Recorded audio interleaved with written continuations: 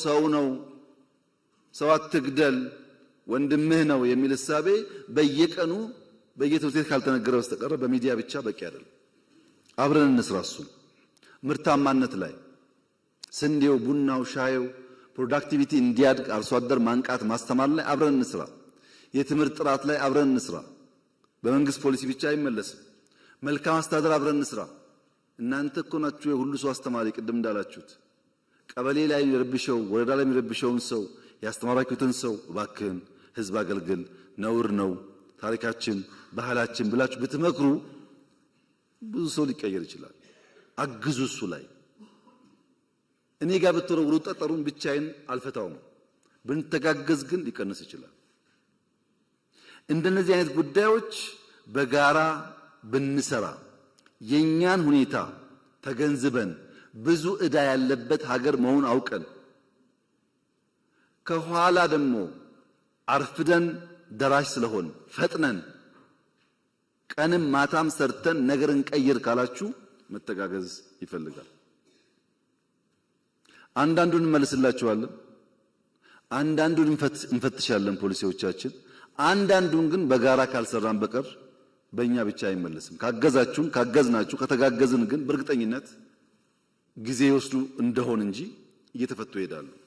በመንግስት በኩል እነዚህን ያደሩ ችግሮች በአምስት ማዕቀፍ ውስጥ ልንፈታ ወስነናል። በአምስት ማዕቀፍ ውስጥ የመጀመሪያው ኢንክሉሲቭ ናሽናል ዲያሎግ ነው።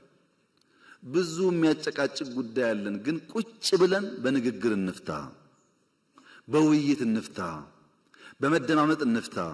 መደማመጥ ያስፈልጋል።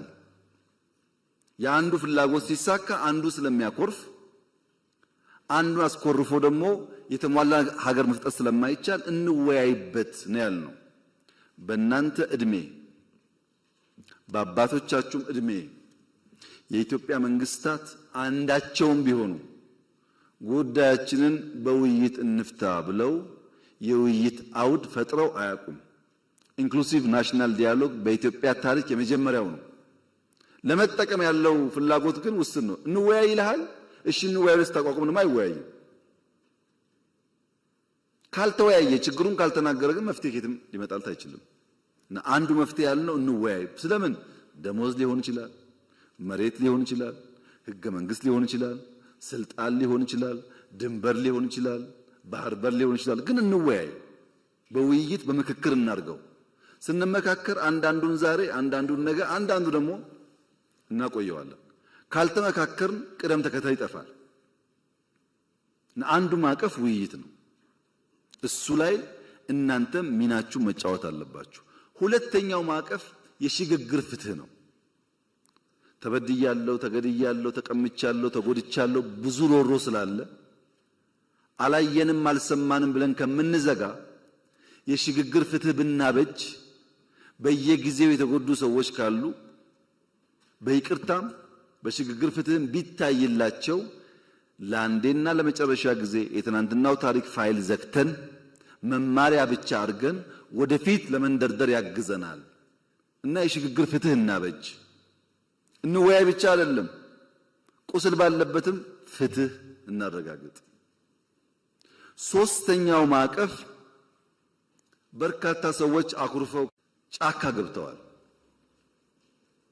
በኢትዮጵያ ህገ መንግስት መሰረት በትጥቅ ለስልጣን መታገል ህገ ወጥ ነው፣ አይፈቀድም። ህገ ወጥ ነውና በህግ ማስከበር ብቻ እንሂድ ካል ስለማያዋጣ ዲዲአር እናርግ። የታጠቁ ሰዎች በተሐድሶ ትጥቃቸውን ፈተው በሙያቸው ሰርተው ወደሚኖሩበት ስርዓት እንመልሳቸው። ከትግራይም ይሁን ከኦሮሚያ ከአማራም ይሁን ከቤኒሻንጉል ብለን ዲዲአር አበጀን። ኮሚሽን ተቋቋም ነው። ይሄ ኮሚሽን ስራው የታጠቁ ያኮረፉ ሰዎች አወያይቶ የሽግግር ፍትህ አረጋግጦ ወደ ቀያቸው መልሶ ሰላማዊ ህይወት እንዲኖሩ ማድረግ አለብን። አራተኛው ማዕቀፍ ይሄ ሁሉ ቢሰራ ኢኮኖሚክ ሪፎርም ካላደረግን ኢኮኖሚክ ስብራት እያለ ዘላቂ ሰላም ልናመጣ አንችልም።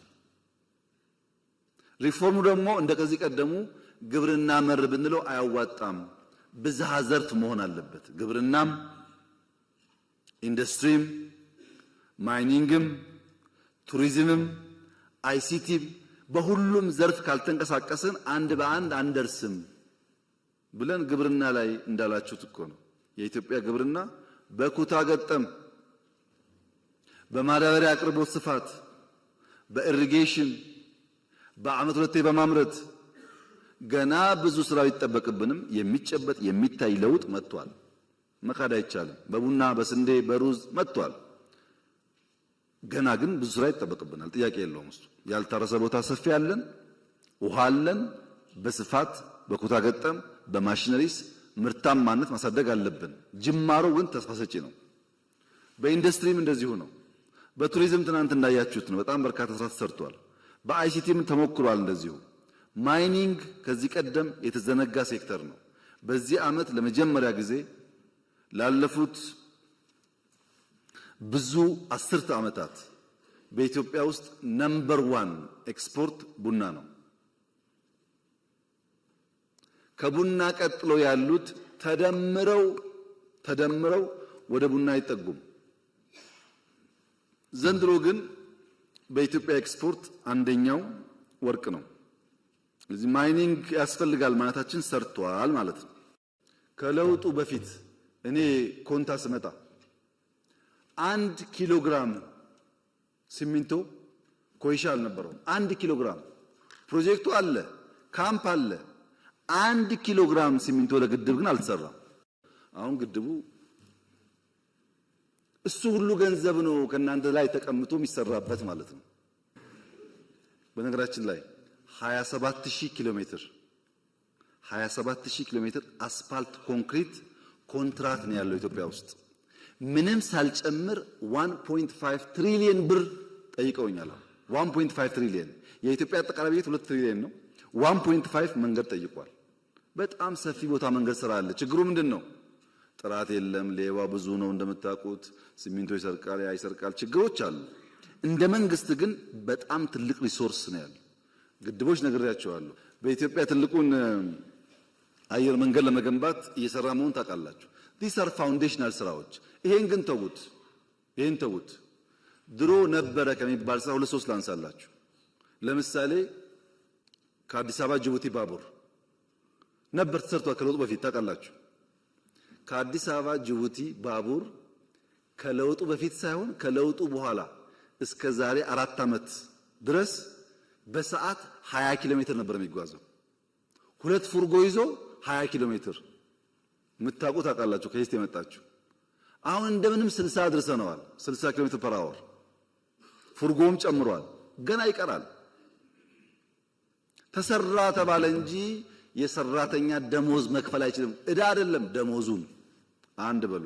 ስኳር ሌላውን ተውት። ወንጂ እዚህ ያለው ወንጂ ስኳር ፋብሪካ ለሰራተኛ ደሞዝ መክፈል አቅቶት ሰራተኛ ተፈትኖበት ነበር ትናንትና።